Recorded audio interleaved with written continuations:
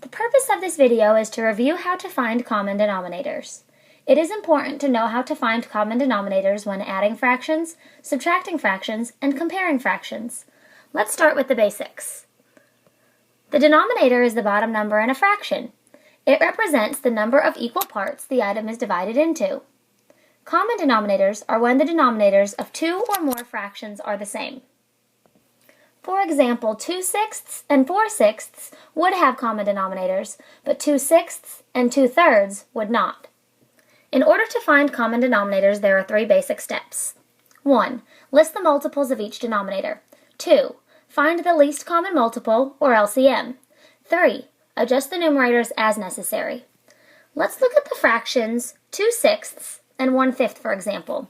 The denominators here are 6 and 5.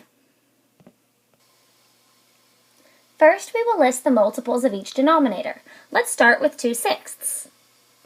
The multiples of 6 are 6, 12, 18, 24, 30, 36, 42, 48, 54, and 60. Now let's try 1/5. The multiples of 5 are 5, 10, 15, 20, 25, 30, 35, 40, 45, 50, 55, and 60. Our next step will be to find the common multiples. Here we can see that 30 and 60 are common multiples of 5 and 6. Of these, we find which is the least or smallest number. Because 30 is smaller than 60, 30 is our least common multiple. Now that we have found our least common multiple in which to make our common denominator, we must adjust the numerator. An important fact we need to remember is that when one part of our fraction is altered, the same must be done to the rest of the fraction. Let's look at 2/6.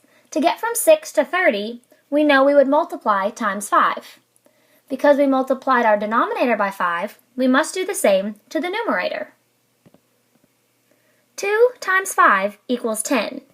So our fraction 2/6 has now become 10/30ths. These are equivalent fractions. They are called equivalent fractions because, as you can see, 2/6 represents the same amount as 10/30ths. Now let's look at 1/5. To get from 5 to 30, we know we would multiply times 6. Because we multiplied the denominator times 6, we must do the same to the numerator, and we know 1 times 6 equals 6. Now our fraction 1/5 has become 6/30ths, which are equivalent fractions. As you can see, 10/30ths and 6/30ths have a common denominator. Now let's see if you can do it. Our fractions are 2/9 and 1/6. Remember, the first step is to list the multiples of each denominator. If you are practicing this at home, go ahead and press pause at this time and resume when you are ready to see the answers to step 1.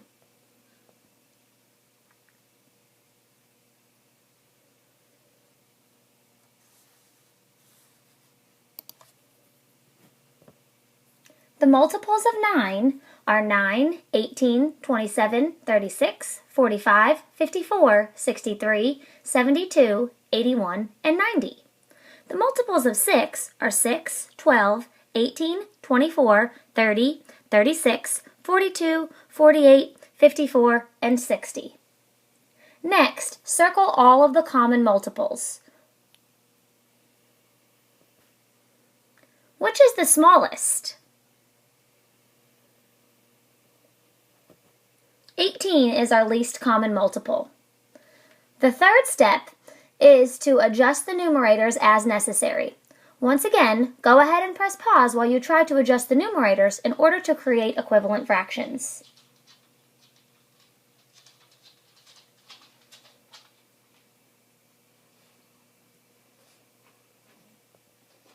Since 9 times 2 equals 18, you should have multiplied 2 times 2, which makes 4/18ths. Since 6 times 3 equals 18, you should have multiplied 1 times 3, which makes 3/18ths. As you can see, 1/18ths and 3/18ths have a common denominator. Now you know how to create fractions with common denominators. As I said in the beginning of this video, finding common denominators will be important in adding and subtracting fractions, as well as comparing fractions, so it is an important skill to know. I hope this video helped you to be able to review and practice finding common denominators.